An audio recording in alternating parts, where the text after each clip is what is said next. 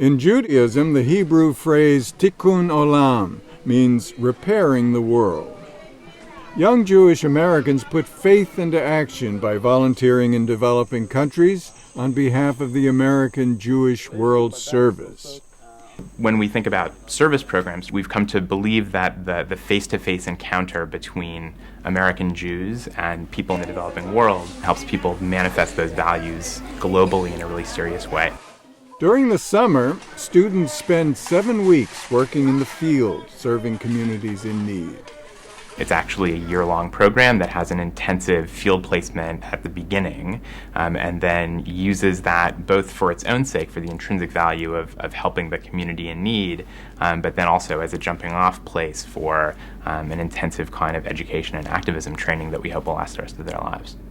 Nina Mermelstein is a senior at North Shore Hebrew Academy in Great Neck, New York. She recently returned from volunteering in Ghana. It definitely was a step out of my comfort zone initially, but after a while it really wasn't so difficult anymore, and it also, I think, added to the experience. It made us feel and see the way that the people in our village of Sovia lived, and without going through those processes of bucket showers and not having electricity, we really understood what it's like to live there.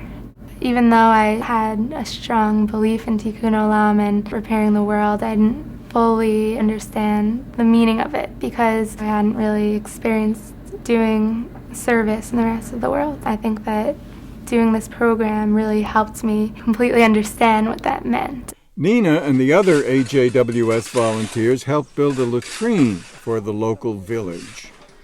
When we arrived there, I didn't really realize how difficult it would be to do every little thing. The weather, I think, made it very difficult to just bring a cement block from one part of the work site to the other part. There were no trucks. We had to collect water from a stream, and the stream was 20 minutes away, and it was through a little forest type area, and I wasn't a very experienced headpan holder.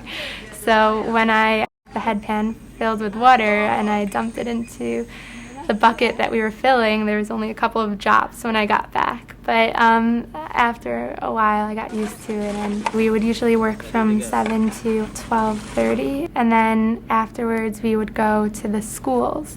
And I worked in a primary school with level 5 children. I had a teaching partner, and there was no teacher or anything, and so we sort of had to come up with our own lesson plans. We taught them a little bit about geography. Does that make sense? We taught them about the measurement of time and what a democracy is. One boy, he wrote down everything that we said and everything that we wrote on the board, and we asked him what he was going to do with it, and he said he was going home and he was going to study it because he actually wanted to be a teacher. So that made me feel like we really got through to them. In Ghana, many people would enroll in primary school, but then secondary school has a fee attached to it, which is 30 Ghana cedis, which is around $27 a year. Most of the children don't move on because it just costs too much money and they have to help their families make a living.